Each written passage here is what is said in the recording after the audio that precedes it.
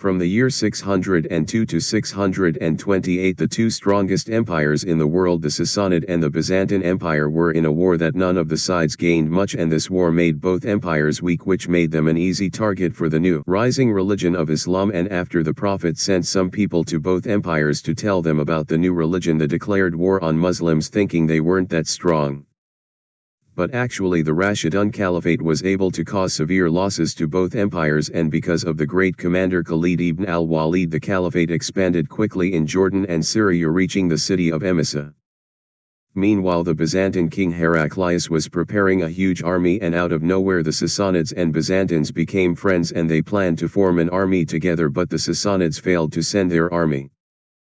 But Heraclius decided not to wait and try to fight them with the army. He had to try and push the Muslims away from Anatolia.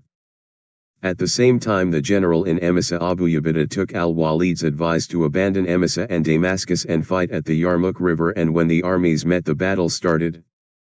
The Byzantine army led by Vahan was between 150,000 and 200,000 warriors, while the Muslim army led by Khalid was between 20 and 30,000 warriors. Vahan decided to send some troops at the right of the Muslim army, and they started to push Muslims back, but later they were ordered to return to their positions, and not much was done that day. At the second day, Vahan charged and put most of his forces on the Muslim right flank, which made the Muslims forced to retreat all the way to camp, and when Muslim wives saw their men failing, they joined the battle and were able to push back the Byzantines, and also the Muslim left had to retreat.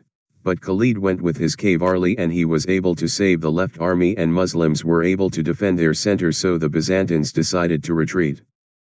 The third day was similar to the second, as Vahan charged the Muslims and he was able to push back the right flank, but Khalid was able to save them by sending his cavalry.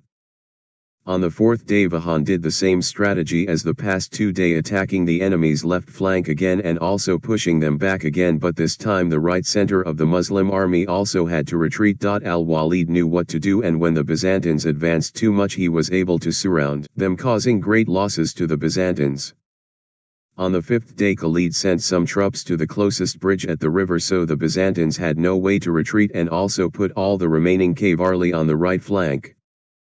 On the last day, Khalid ordered his men to charge the Byzantines, and while Vahan tried to encircle Khalid's cavalry, they failed attempting to, and after the Byzantines had no cavalry, the Muslims started quickly defeating all Byzantine forces.